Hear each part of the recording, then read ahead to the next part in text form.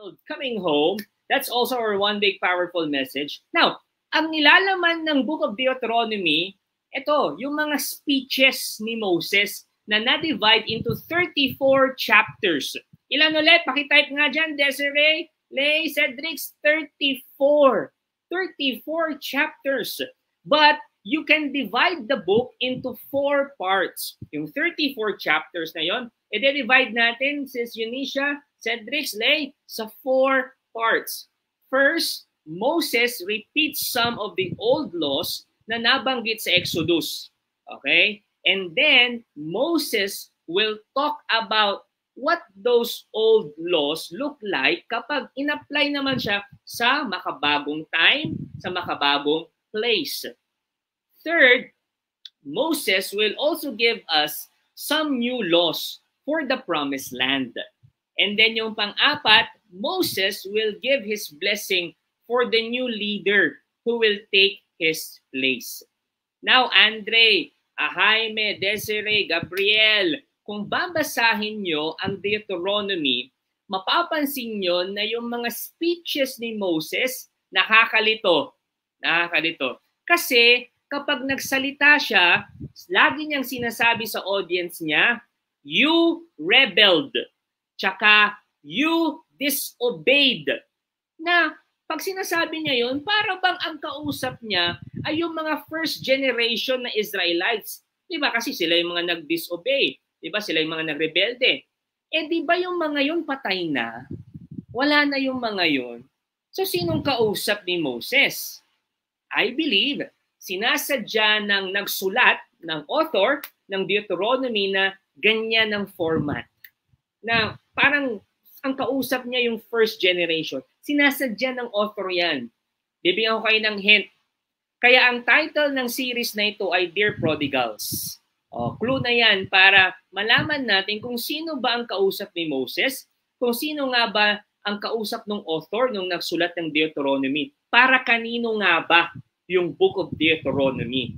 Now, who is Deuteronomy speaking to? Para kanino ang Book of Deuteronomy?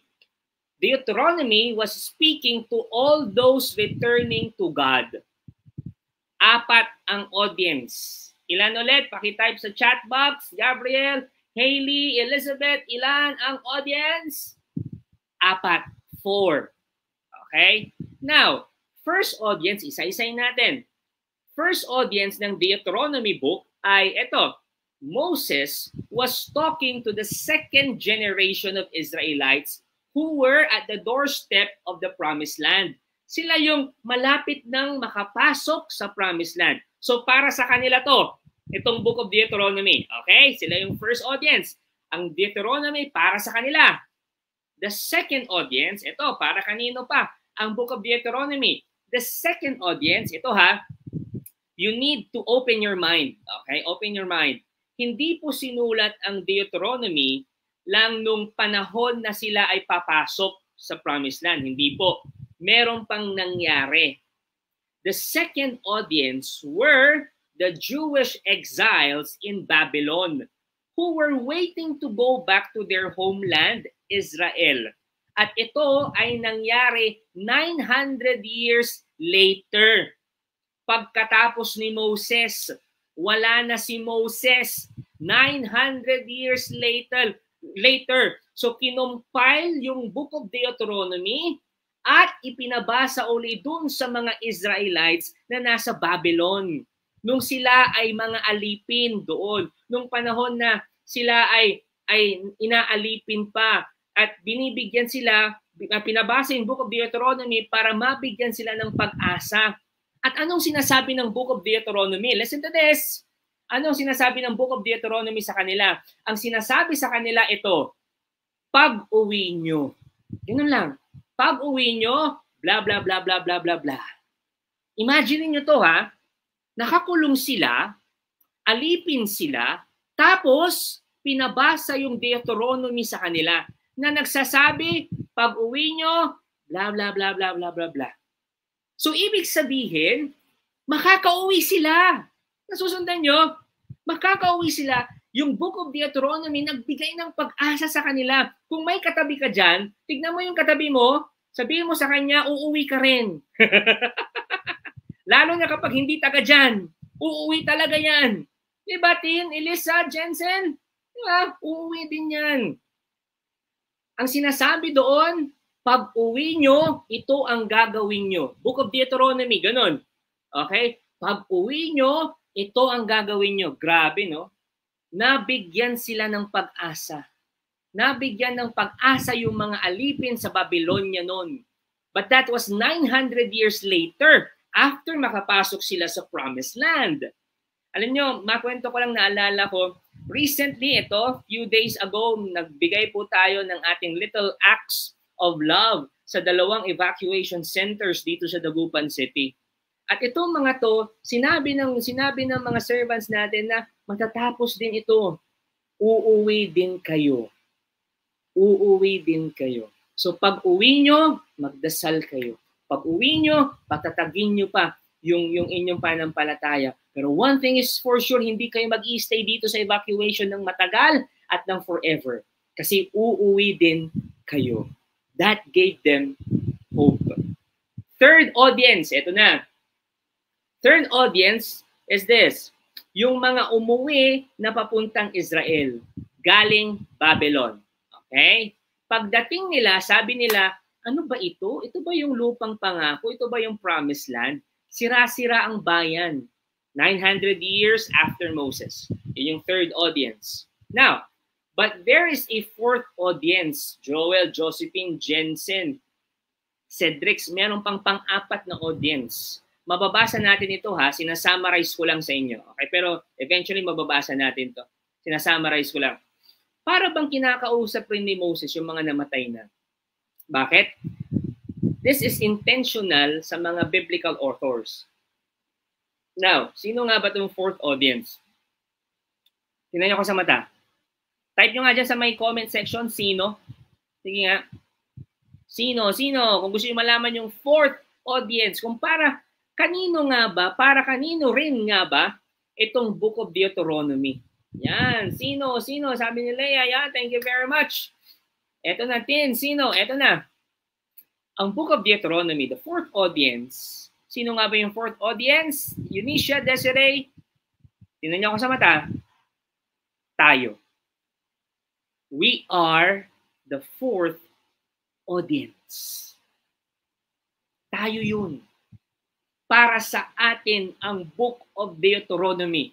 Kasi maraming beses na ipinilit natin, we insisted on our way to happiness instead of trusting in God's way. May mga sarili tayong diskarte, ang titigas ng ulo natin. Kaya ang Deuteronomy is a book written to all prodigals. Every single person that wants to come home. Para sa atin ang Book of Deuteronomy. Sa lahat ng mga taong gusto nang umuwi, gustong umuwi saan? Sa yakap ng Diyos. Sa yakap ng Diyos. Alam mo, Carissa, Jean Person, Cedrix, one day, si Jesus, nagkwento ng isang powerful parable. Tungkol ito sa lalaki na who also insisted in his own way at hindi pinagkatiwalaan ng kanyang tatay, yung plano ng kanyang tatay para ma-bless siya. Kaya ang ginawa niya, kinuha niya lahat ng mana niya. Meron na kayong hint, meron na kayong clue, alam niyo na kung sino. At yung pagkakuha niya ng mana niya, winaldas niya ito. He squandered it all. Ano yung squandered? Tingnan nyo na lang sa Google. Maganda kasing gamitin kaya ginamit ko squandered. And then, winaldas niya lahat. Diba? So, eto, Don, Peter, Cedrix, this young man became poor. So, sabi ni Jesus sa kwento, so he went and hired himself out to one of the citizens of that country who sent him into his fields to feed pigs. Alam niyo na itong kwentong to, di ba? Narinig niyo na ito ng ilang beses. Anong kwento to? Anong kwento to? Leia, Jensen, Don Peter, This is the story of the prodigal son. Yes, it's the story of prodigal son. But listen to this.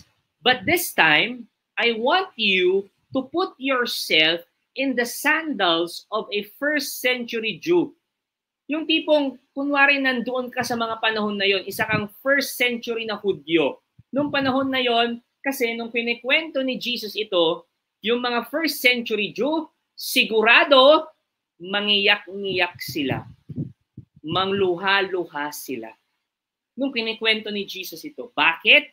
Kasi sila ang pinag-uusapan.